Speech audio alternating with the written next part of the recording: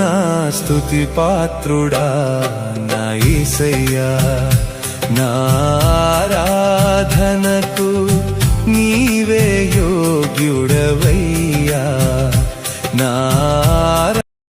Praise the lord. మన ప్రభు రక్షకుడైన యేసుక్రీస్తు నామములో ఈ కార్యక్రమాన్ని వీక్షిస్తున్న మీ అందరికీ, మీ కుటుంబానికి మా పరమ యెరూషలేము మినిస్ట్రీస్ ద్వారా హృదయపూర్వకమైన వందనాలు తెలియజేస్తున్నాం. దేవుని పరిశుద్ధ లేఖనంలో నుంచి సామెతల గ్రంథం 3వ అధ్యాయము 6వ వచనాన్ని చదువుతున్నాం. నీ ప్రవర్తన అంతటి యందు ఆయన అధికారమునకు ఒప్పుకొనుము, అప్పుడు ఆయన నీ త్రోవలను సరాలము చేయును. ఈ వాక్యములో సొలొమోను రాసినటువంటి మాటల్లో మనం గమనించవచ్చు. దేవుని యొక్క అధికారమునకు మనం ఒప్పుకోవాలని, దేవుని అధికారమునకు ఒప్పుకున్న వారముగా, దేవునికి అధికారమునకు మనం అప్పగించుకునే వారముగా ఉండాలని ఈ వాక్యములో ఉన్న సందర్భాన్ని మనం జ్ఞాపకం చేసుకుంటున్నాం.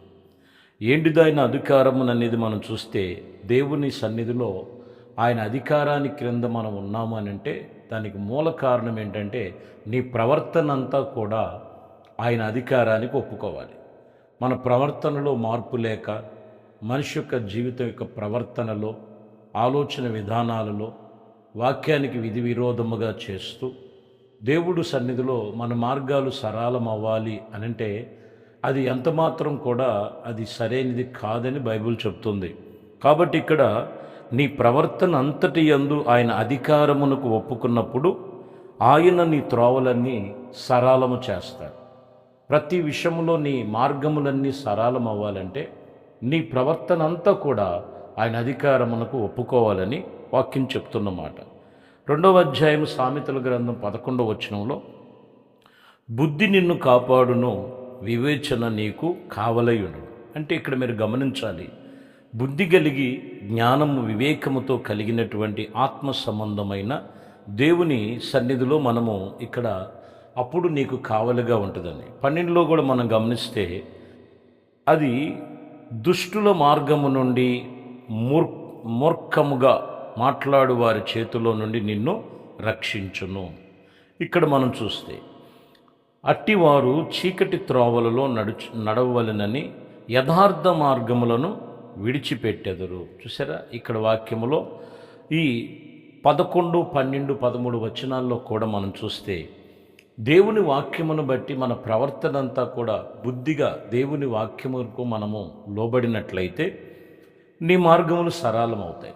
లేని ఎడల నేను అలాగే చేస్తాను, కొందరు చూడండి నేను అలాగే మాట్లాడతాను, నేను అలాగే ప్రవర్తిస్తాను అన్నప్పుడు అట్టివారు చీకటి త్రోవలలో ఉన్నారని జ్ఞాపకం చేసుకోండి.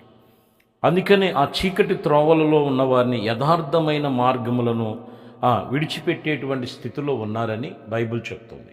కాబట్టి ఇక్కడ మనం గమనించినటువంటి ఈ మాటల్లో దేవుని అధికారమునకు మనం ఒప్పుకునే వారమై ఉన్నామంటే ముందు నీ ప్రవర్తన అంతా కూడా దేవుని అధికారానికి మనం ఒప్పింప చేసిన వారమై ఉండాలని లేఖనాలు సెలవిస్తున్న మాటలు. సామెతల గ్రంథంలోనే 4వ అధ్యాయంలో 12వ వచనాన్ని మనం చదువుతున్నాం. 4వ అధ్యాయము 12వ వచనంలో, నీవు నడిచినప్పుడు నీ అడుగులు ఇరుకున పడదు, నీవు పరిగెత్తినప్పుడు నీ పాదములు తొట్టిల్లదు. చూడండి, ఇక్కడ గమనించినట్లయితే కొన్ని విషయాల్లో ఇరుకును పడినట్లుగా, కొన్ని విషయంలో తొట్టిల్లిపోతున్నట్లుగా. కారణం ఏంటంటే ప్రవర్తన అంతటా కూడా దేవుని అధికారమునకు అప్పగించుకోగలిగితే ఏ విషయంలో కూడా ఇరుకును పడవలసిన పని ఉండదు, వారు తడబెడవలసినటువంటి అవసరం ఉండదని ఇక్కడ లేఖనం చెప్తున్నమాట. ఎందుకంటే దేవుని వాక్యము మన ప్రవర్తన మార్చటానికి ప్రభు మాటలు మనకు తెలియచేసేది. ప్రవర్తన మారకుండా, ప్రవర్తన అంటే దేవుని వాక్యమనే అధికారమునకు లోబడుకోకుండా వారు ఆత్మీయ సంబంధమైనటువంటి దేవుని సన్నిధిలో మేలులు లేకపోతే వాళ్ళ మార్గాలు సరళము కావాలంటే చాలా జాగ్రత్తగా ముందు నీ ప్రవర్తన మీద ఆధారపడి ఉంటుందని వాక్యం ఇక్కడ మనకి తెలియచేస్తున్నమాట.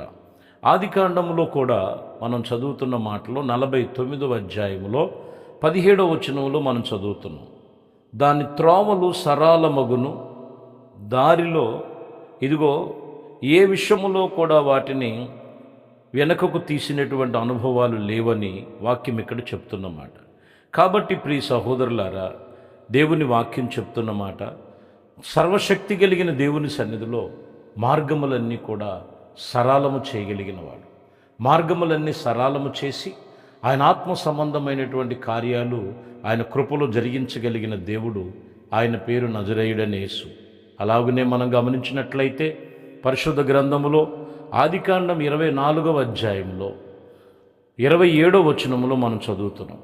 అబ్రహాము నా యజమానుడైనటువంటి దేవుడైన యెహోవా స్తుతింపబడునుగాక, ఆయన నా యజమానునికి తనకు కృపను తనకు సత్యమును చూపుటకు, ఇదిగో ఆయన నన్ను త్రోవలో నుండగానే యెహోవా నన్ను అలాగున ఆయన త్రోవలను సరళము చేసినట్లుగా రాయబడి ఉన్నది. కాబట్టి ప్రియమైన దేవుని బిడ్డలారా, వాక్యం ఇక్కడ చెబుతున్నటువంటి మాటలు, మన మార్గములన్నీ కూడా యథార్థముగా దేవుడి సన్నిధిలో ఆయన అధికారమునకు మనం ఒప్పుకోగలిగితే మన మార్గములన్నీ కూడా సరళమవుతాయి. చూడండి, ఇజ్రాయేల్ ప్రజలకు దేవుడు పగలు మేఘస్తంభములు 12 మనం చూస్తే నిర్గమకాండం 13వ అధ్యాయం 21లో మనం చూస్తే, వారు పగలు రాత్రి ప్రయాణము చేసినట్లుగా యెహోవా త్రోవలలో వారిని నడిపించుటకే పగలు వేళ మేఘస్తంభములోను వారు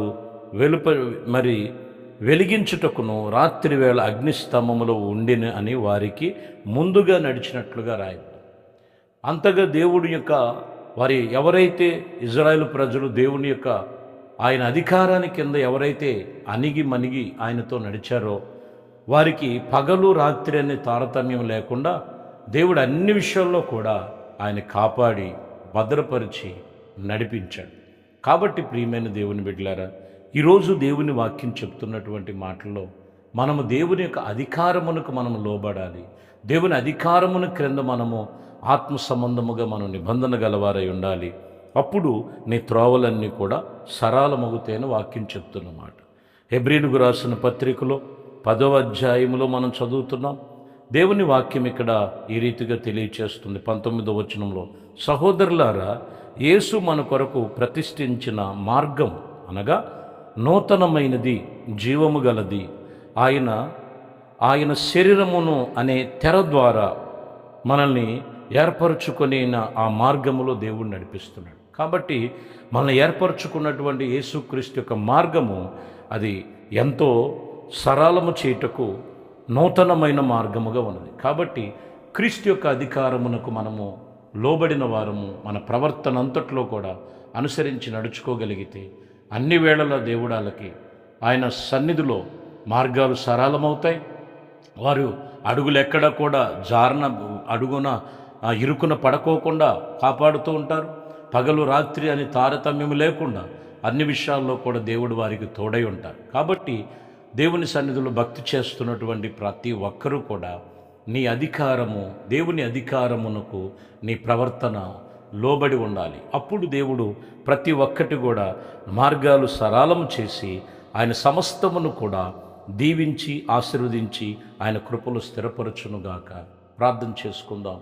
నీవు ఏ స్థితిలో ఏ బలహీనతలో ఉన్నాయో వాటిని ప్రభునొద్ద పెట్టి దేవుని అధికారమునకు మనము దేవుని సన్నిధికి అప్పగించుకుందాం. నీ ప్రవర్తన దేవుడు నీ మార్గములు సరళము చేస్తాడు. మహాపరిశుద్ధుడా, ప్రేమ కలిగిన తండ్రి, దయగలిగిన మా ప్రభువా, మీ శ్రేష్టమైన పరిశుద్ధ నామమును బట్టి మీ వందనాలు. మీ కృపా దయా సంకల్పమును బట్టి ప్రవర్తన అంతటి మీద అయా మీ కృప చూపించి అయా మీ అధికారమునకు లోబడి ప్రతి ఒక్కరిని కూడా మీ చేతులకు అప్పగిస్తూ సమస్తమును మీ కృప చొప్పున, మీ యొక్క ఆత్మ చొప్పున ప్రతి కార్యమును మీ కృపలో జరిగించి పరిశుద్ధపరచు. సర్వమహిమ ఘనత ప్రభావాలు మీకే పొందు. యేసుక్రీస్తు పరిశుద్ధ నామములో ప్రార్థించి వేడుకొనుచున్నాము తండ్రి. ఆమేన్. దేవుడు మిమ్మల్ని దీవించునుగాక. ఆమేన్. దేవునిలో వచ్చిన పరిశుద్ధ గ్రంథం